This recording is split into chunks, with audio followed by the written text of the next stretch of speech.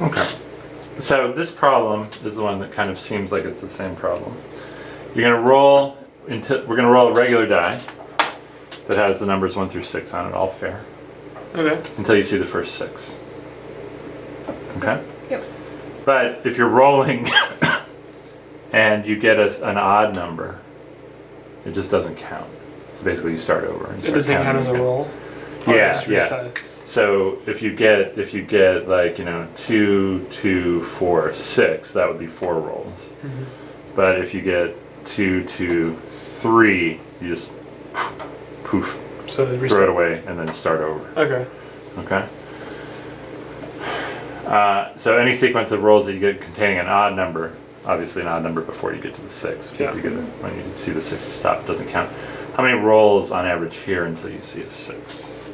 So first talk to me about your intuition. What does your intuition tell you? I think it's going to be less.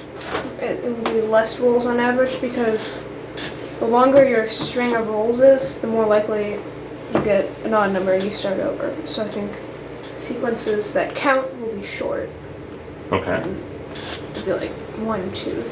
That's interesting intuition. Okay, what do you think? I think that, I mean, you can have long sequences of just these 3 numbers here, because this is basically the same question.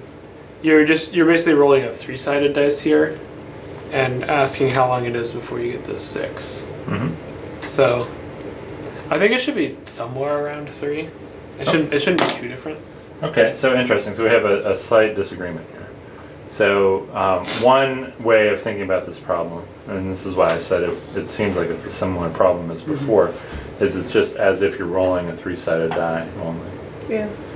That's how you're thinking about it. But you have a different approach to it. And you say, well, we're not actually rolling a 3-sided die. We're rolling a 6-sided die, and we're going to see odd numbers a lot. And every time we see an odd number, we have to start over. So maybe that does produce a difference. And in fact, what you said is maybe that biases the sequences we see to being mostly short sequences. Mm-hmm. So it's interesting. Why don't we do a few rolls here? These might be more difficult, or maybe they won't be. I don't know. So why don't you each do some rolls and we'll see what we get.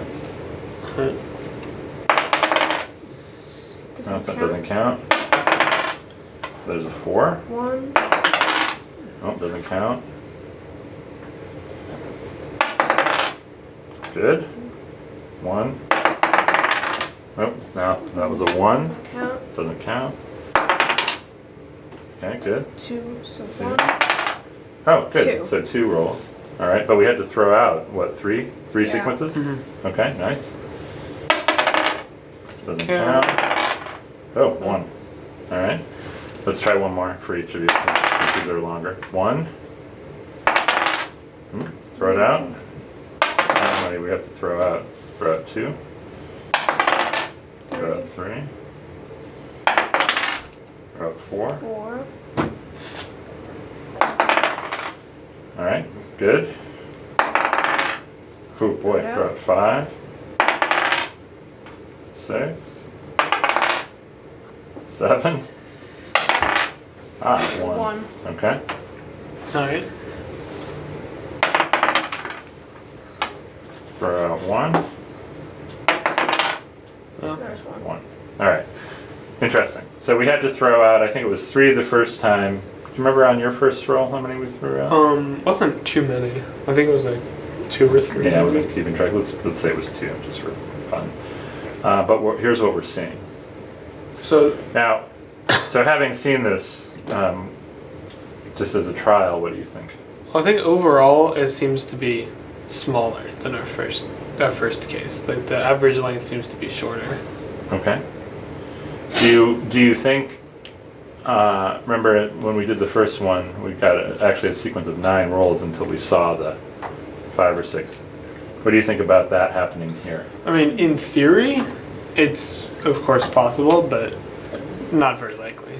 Because you're more likely to roll an odd number than you are to roll 6. So you're starting over a lot, and then you can only roll 2 and 4 a bunch, and then it gets really unlikely.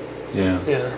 Okay. So So with 1/3 to the 9th, that would happen, or 1/3 to the 8th, and then you get the 6. All right, maybe. Yeah. So what do you think? What do you want to revise any of your estimates on how long it should take here? Yeah, so I think it might be closer to like between 1 and 2. It seems that, yeah, I think that was around my original guess. 21. Okay, nice. Before we move to the computer, we're actually going to try to solve just a simpler problem, which is how often do we expect to see a 1 here? We're just going to try to solve that, and then we'll go to the computer to see if we can solve the general problem.